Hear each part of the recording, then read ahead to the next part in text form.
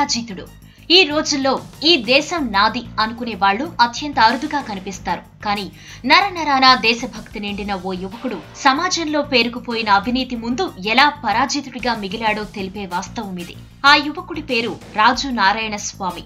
కేరళలో పాల్ఘాట్ లో పుట్టిన ఆయన 1983లో 10th state first, inter state first, IIT state first, BTech state first, GATE లో టాప్ ర్యాంక్, ఐఏఎస్ ఎంట్రన్స్ లోనూ top rank, IAS training batch topper. అతని ప్రతిభను గుర్తించిన అమెరికా 25 ఏళ్ల కిందటే ఆయనకు వీసా ఇచ్చి తమ మసాచ్యూసెట్స్ ఇన్స్టిట్యూట్ ఆఫ్ టెక్నాలజీలో చేరమని కోరింది. కానీ దానికి ఆయన ఇచ్చిన సమాధానమేంటో తెలుసా?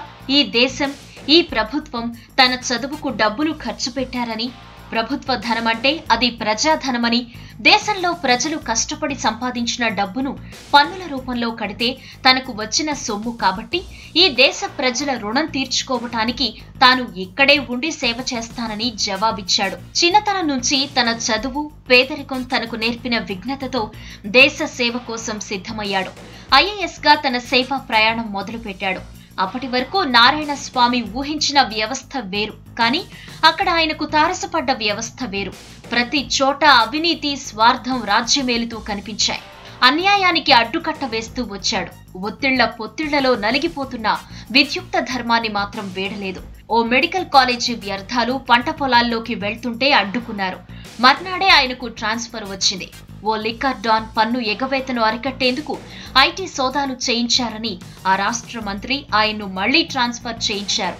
ఆ జిల్లాలో ఉన్న తన మామగారు తన అల్లుడు కలెక్టర్ అన్న ధీమాతో రోడ్డును ఆక్రమిస్తూ ఇళ్లు కట్టుకున్నాడు. దీంతో విషయం తెలిసి మామగారని కూడా చూడకుండా ఆ భవనాన్ని కూల్చేసేందుకు ఆదేశాలిచ్చాడు. దీంతో అలిగిన భార్య ఆయన్ను వదిలి వెళ్లిపోయింది. అయినా స్వామి తీరు మారలేదు.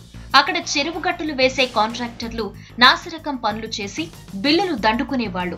వర్షాకాలం తర్వాత ఆ గట్లు కొట్టుకుపోయేవి. దీంతో స్వామి వర్షాకాలం తర్వాత గట్లు ఉంటేనే బిల్లులు ఇస్తామని చెప్పడంతో మళ్లీ ఆయనపై బదిలీ వేటు పడింది. ఎక్కడికి వెళ్లినా ఈయన మారలని అప్పటి కేరళ సీఎం అచ్యుతానందన్ ఆయన్ను ఓ అప్రాధాన్య శాఖకు బదిలీ చేశారు. అక్కడా స్వామి తీరు మారలేదు.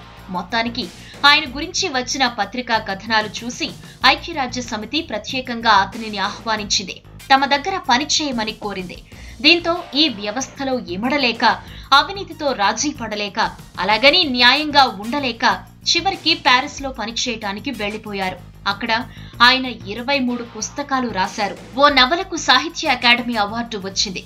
ఆయన నవలల్లో హీరో చివరికి గెలిచి ఉండొచ్చు, కానీ రాజు నారాయణ స్వామి మాత్రం తాను నమ్మిన సిద్ధాంతాల కోసం పోరాడలేక వ్యవస్థ నుంచి దూరంగా వెళ్లిపోవాల్సి వచ్చింది. ఈ వీడియో మీకు నచ్చినట్టయితే లైక్ చేయండి, షేర్ చేయండి. మరిన్ని ఇంట్రెస్టింగ్ వీడియోస్ చూడడానికి మా ఛానల్ కు తప్పక సబ్స్క్రైబ్ అవ్వండి.